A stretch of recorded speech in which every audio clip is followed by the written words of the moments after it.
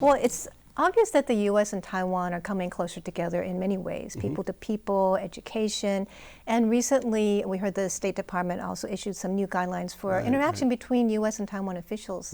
I know they haven't all been made public, but can you tell us what some of the most important aspects of these new guidelines are? Yeah, I think the most important guideline or aspect of the new guidelines is, in contrast to previous guidelines, we've had these going back to 1979, but in the past the focus has been on what you can't do with Taiwan.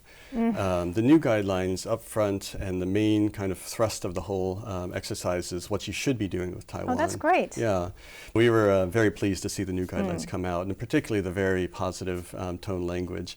We very much want all agencies of the U.S. government to see Taiwan as a key partner, because we think Taiwan has so much to offer, be it on public health or law enforcement or the whole range, or education. And so we want to encourage other agencies in the U.S. federal government to seek out opportunities to have either a relationship with our counterpart agencies or to work with us on things like the Global Cooperation and Training Framework, where the U.S. and Taiwan and Japan come together and provide training for other countries around the world. And so these kind of programs, I think, are a real opportunity to both showcase what Taiwan is the expertise that resides here in Taiwan, but also showcase that the fact that the U.S. and Japan see Taiwan as a key partner to advance our strategic goals in the Indo-Pacific and further afield. So do you envision more exchanges between U.S. and Taiwan officials, more U.S. official visits to Taiwan and vice versa?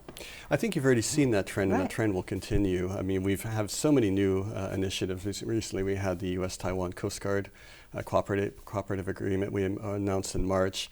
Last fall we had a huge, I think, breakthrough in the U.S.-Taiwan relationship when we created the Economic Prosperity Partnership Dialogue, which is the first senior level economic dialogue that goes beyond kind of traditional trade issues and covers things like 5G standards and supply chains and investment screening. And so you see a lot of dynamism, you see a lot more substance in the relationship. And so we were very pleased to see the number of officials that came last year, including the Secretary of Health and Human Services, our Undersecretary of State for Economic Affairs. And so I think we'll continue to see that trend in the future. Hopefully once conditions surrounding COVID allows resumption of travel, we'll see more visitors, including members of Congress, because I know there's such huge support in Congress for the U.S.-Taiwan relationship. So is this increase of support on the official level due to a greater threat from China, whether it's against the U.S. or Taiwan? Is it partly because of China, or can you explain the reason for this increased cooperation? I mean, I think there's always a China factor in anything in this region, but really I think what's driving this is the fact that we have so many shared interests and shared values with Taiwan. We really see Taiwan as a model that we can hold up for other countries around the world. If you look at how Taiwan's immense success in combating COVID-19 using free democratic principles, it wasn't a strong-armed forcing people to kind of violate their basic rights, but rather it was an example of the Taiwan leadership putting their faith in medical professionals, getting the public to support very, I think, scientifically based approaches to pandemic response. And it's something really, I think, historians will look back at this crisis, this pandemic, and say there's one place that got it right, and that was Taiwan.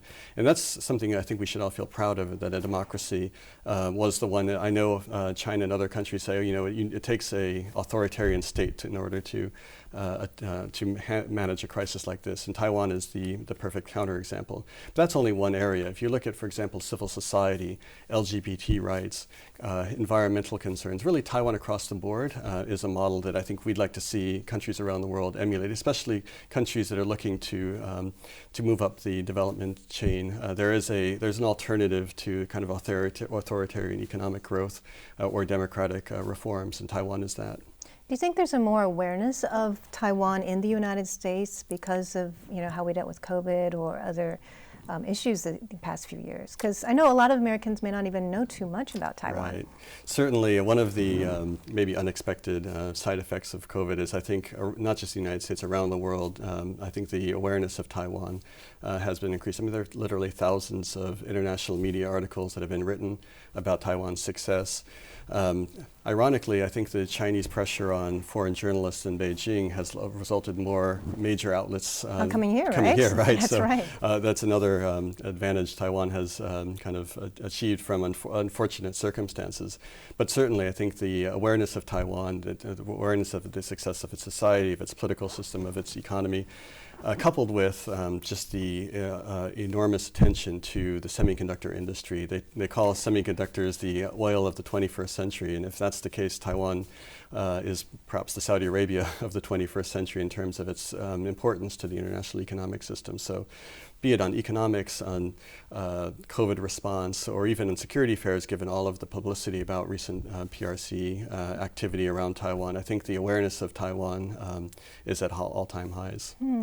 And I know that the U.S. and Japan recently highlighted the importance of peace and security in the Taiwan Strait, and the U.S. has been, expressing concern over increased Chinese military activity around Taiwan.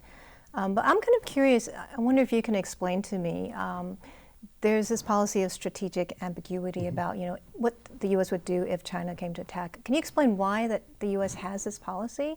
Well, our policy really is rooted in the Taiwan Relations Act on Taiwan security, which talks about how any non-peaceful change in the status quo would be of grave concern to the United States. And so it also requires that the United States government support Taiwan's self-defense capabilities. And that's something we take very seriously and we've continued to abide by. And I think we talk a lot about the status quo. And we've seen the status quo since 1979 as well, not maybe being perfect for anybody, was to the benefit of all parties.